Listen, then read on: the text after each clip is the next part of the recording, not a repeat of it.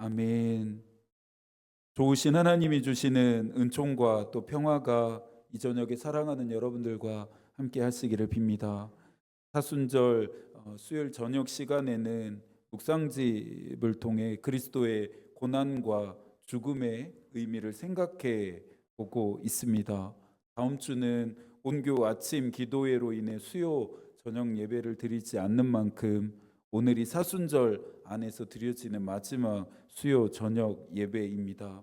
오늘은 묵상집의 이야기를 들려드리면서 시작을 해야겠습니다. 그들이 다음으로 간 곳은 궁전이었다.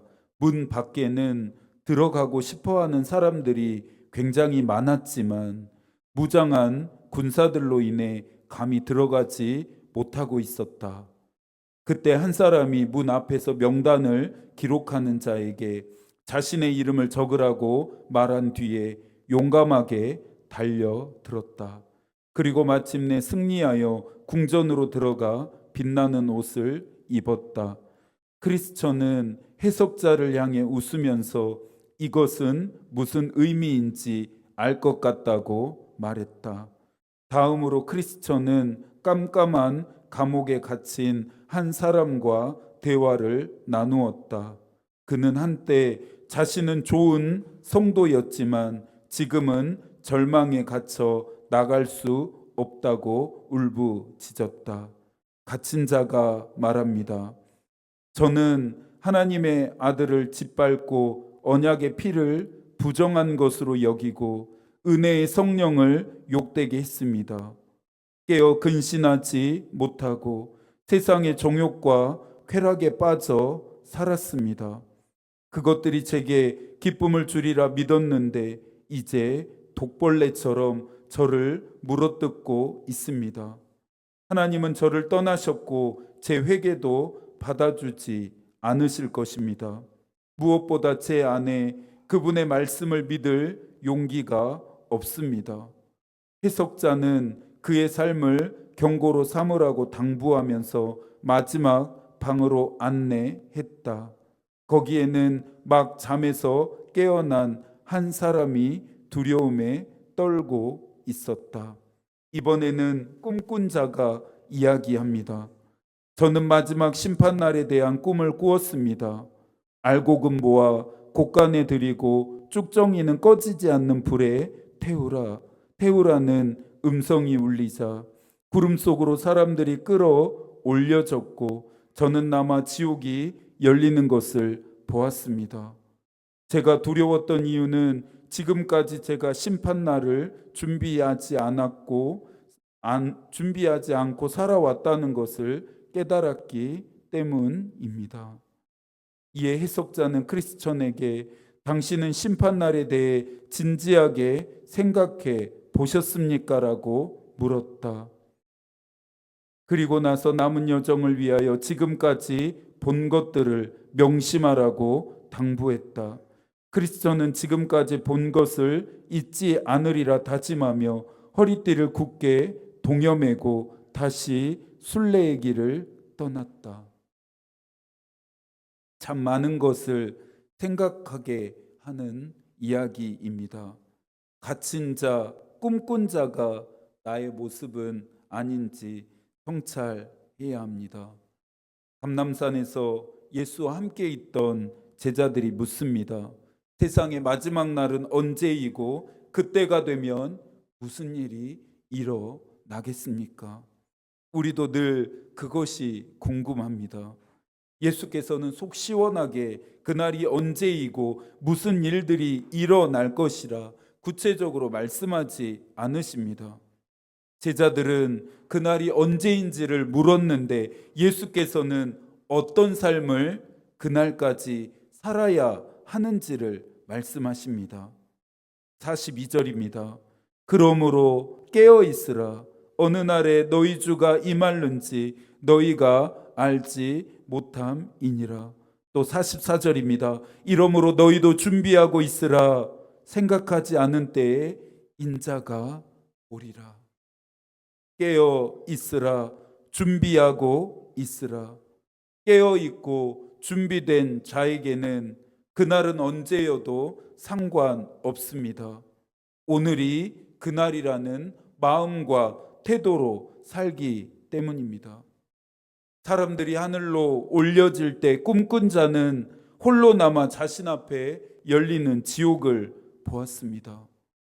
홍수가 정말로 일어날 것이라 믿지 않은 사람들, 밭에 버려둠을 당한 한 사람, 맷돌질하다 버려둠을 당한 한 사람, 주인이 더디온다 생각했던 악한 종이 나의 모습은 아닌지 생각해야 합니다. 51절입니다.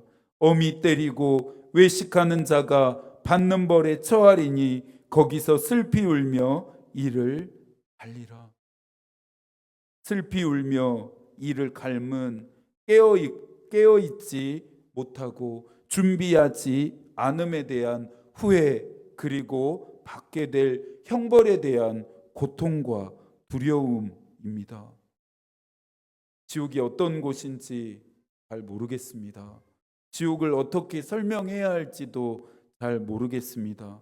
하지만 분명한 것은 하나님의 나라와 반대로 영원토록 슬피 울며 이를 가는 곳이라는 점입니다.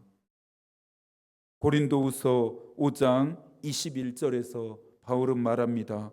하나님이 죄를 알지 못하신 이를 우리를 대신하여 죄로 삼으신 것은 우리로 하여금 그 안에서 하나님의 의가 되게 하려 하심이라.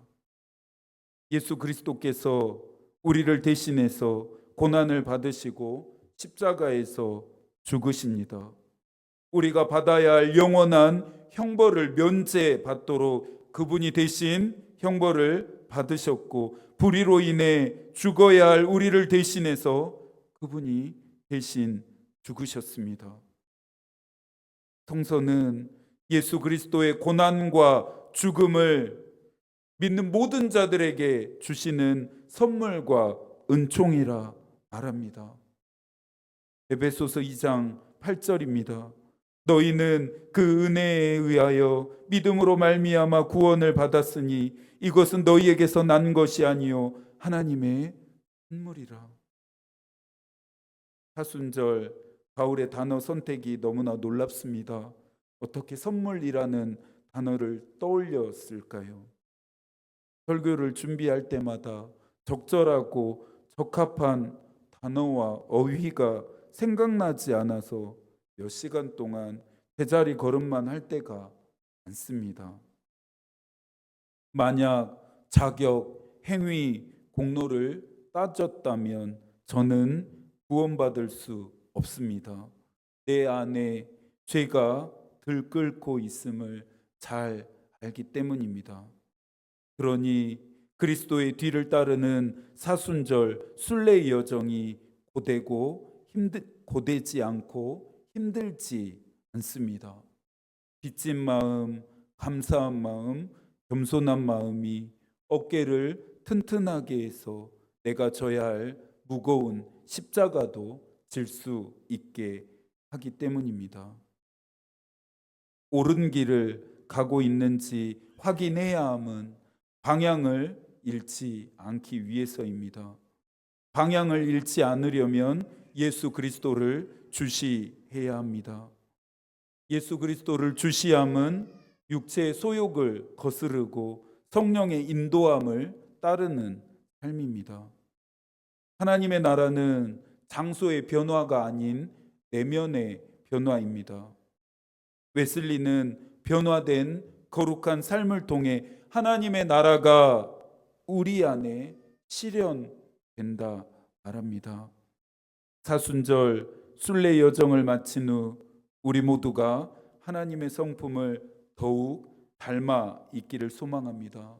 남은 한 주도 하나님이 여러분과 함께 하시길 기도하겠습니다.